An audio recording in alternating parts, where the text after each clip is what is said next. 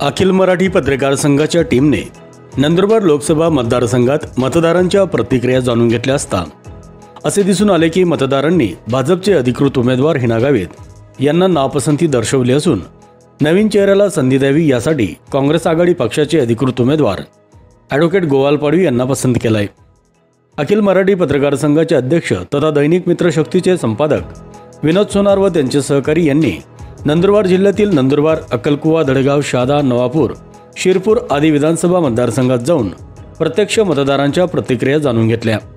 यावेळी मतदारांनी भाजपा उमेदवार हिना गावित यांना पक्षाने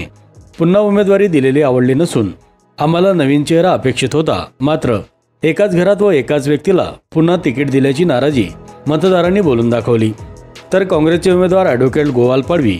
हे देखील उच्च शिक्षित उमेदवार असल्याने त्यांना देखील संधी दिली पाहिजे असे म्हणत मतदारांनी गोवाल पाडवी यांचा विजय निश्चित होईल अशी भावना व्यक्त केली आहे।